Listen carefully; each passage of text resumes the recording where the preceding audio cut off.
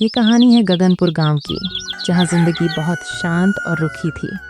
वहां लोग हर सुबह खेतों की तरफ निकल जाते और शाम होते ही पूरा गांव जैसे थक कर बैठ जाता। इसी बेजान गांव में दो पक्के दोस्त रहते थे, आयुष और निखिल। दोनों की दोस्ती इतनी गहरी थी कि लोग मजाक में कहते, ये दोनों तो चाय और समोसे जैसे हैं, एक दूसरे के बिना अधूरे। आयुष गरीब घर का था, उसके पिता मजदूर थे और घर के हालात अक्सर मुश्किल रहते। कभी दवाई के पैसे नहीं होते, कभी महीने का किराया टल जाता। एक दिन सुबह आयुष घर की टूटी दीवार के सहारे बैठा उदास था। तभी माँ ने आवाज लगाई, आयुष बेटा, इतनी चिंता मत किया कर। माँ, अच्छा लगता है क्या जब आपकी दवाई भी ठीक से नहीं आ पाती? उसी वक्त निखिल भागता हुआ आता है। ओए छोरे, ये पकड़, तेरे लिए गर्मा गर्म समोसे लाया हूँ। और चेहरा ऐसा क्यों बना रखा है? ऐसा लग रहा है जैसे 10 साल बूढ़ा हो गया हो। बस यार, घर की बातें दिमाग से उतरती नहीं। चलो शहर चलते हैं, थोड़ा घूमेंगे, थोड़ा दिमाग फ्रेश करेंगे। शहर किस लिए? किसी काम के लिए नहीं, बस ऐसे ही घूमने फिरने, कभी दुनिया भी देख ले गांव के अलावा। आयुष ने थोड़ी देर सोचा, फिर बोला, चल यार, वैसे भी मन भारी है।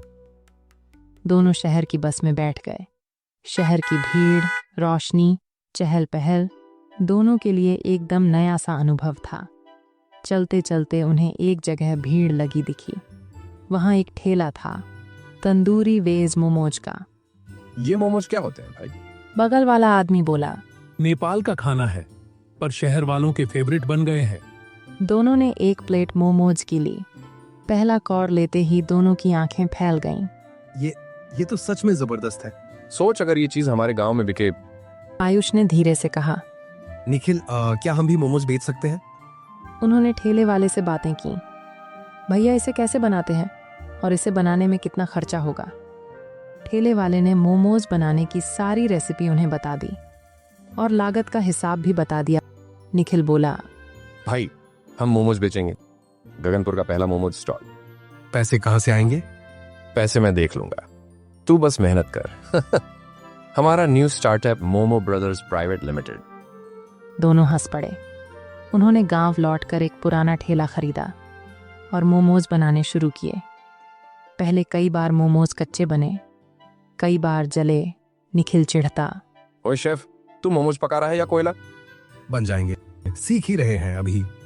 आखिरकार मोमोज अच्छे बनने लगे और दोनों ने ठेला चौराहे पर लगाया। गांव वाले उत्साह में पूछते, ए बेटा, ये मोमोज किस चिड़िया का नाम है?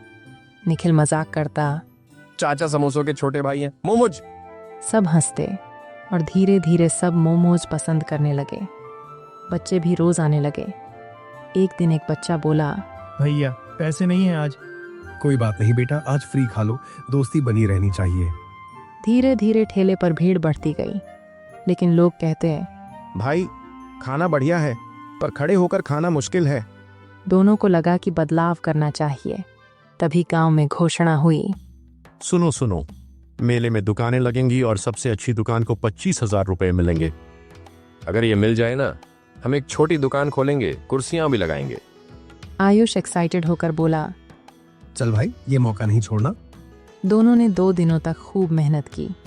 मोमोज सुधारे, स्टॉल सजाया। रविवार को मेला लगा। तरह तरह की दुकानों के बीच उनका स्टॉल भी था। जब शहर से आया जज उनके मोमोज चखे हैं तो आंखें चमक उठीं और वह बोले, शहर वाले मोमोज तो बहुत खाए, पर इसमें गांव की मिट्टी की खुशबू है। उसने पर्स निकाला और बोला, जीत तुम्हारी हुई, ये लो 25,000 रुपए। दोनों खुशी से एक दूसरे को गले लगा लेते हैं। 25,000 रुपये मिलना उन दोनों के लिए किसी सपने जैसा था। पूरे गांव ने उनकी तारीफ की और दोनों ने फैसला किया कि अब ठेले को थोड़ा बड़ा बनाया जाए और लकड़ी की कुर्सियां लगा दी जाए ताकि लोग बैठकर भी खा सकें। दोनों ने मिलकर नए बर्तन खरीदे और ठेला किसी 5 स्टार होटल से कम नहीं लग रहा था। तभी निखिल का चाचा बोला, अरे वाह बेटा, अब तो यहाँ बैठकर मजे से मोमोज खाएंगे। हमारी दुकान है, आराम से खाओ चाचा। बस आप दुआ करो कि भगवान की कृपा से ये दुकान और चले। धीरे धीरे स्टॉल पर भीड़ और बढ़ने लगी।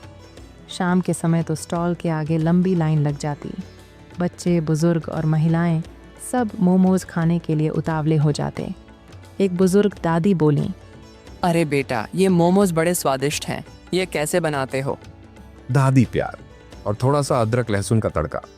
अब उनका स्टॉल अच्छा चलने लगा था, लेकिन जैसे जैसे इनका काम बढ़ रहा था, किसी और की दुकान खाली होने लगी।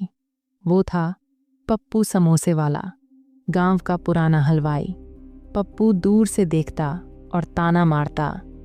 इन दोनों ने तो मेरा धंधा ही चौपट कर दिया है। पहले लोग सिर्फ मेरे समोसे खाते थे, लेकिन अब पूरे गांव को मोमोज ही चाहिए। ऐसा नहीं चलेगा। धीरे धीरे उसके मन में जलन भरती गई। एक दिन की बात है, स्टॉल पर जोरदार भीड़ थी। आयुष और निखिल दोनों अपने अपने काम में व्यस्त थे। पप्पू चुपके से आया और पैसे रखने वाले डिब्बे में हाथ डालकर कुछ नोट निकालकर जेब में डाल ली। किसी ने नहीं देखा। शाम को जब स्टॉल समेट रहे थे, तब आयुष बोला, आज तो बहुत भीड़ थी, कम से कम 5,000 तो कमाए होंगे, देखते हैं। लेकिन जैसे ही उसने पैसे गिने, उसके चेहरे का रंग उड़ गया। निखिल, ये देख, 5,000 की जगह सिर्फ 4,000 है। निखिल हैरान। क्या तूने सही से गिना?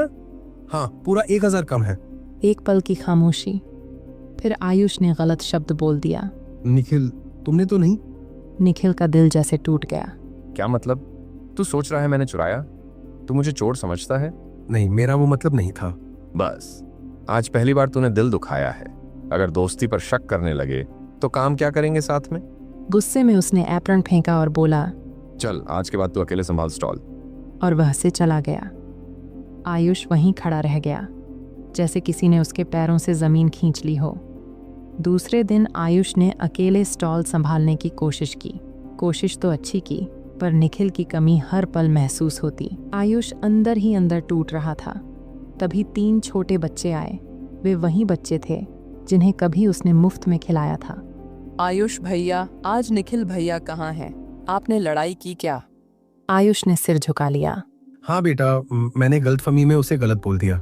बच्चा धीरे से बोला, भैया, कल हम यहाँ थे।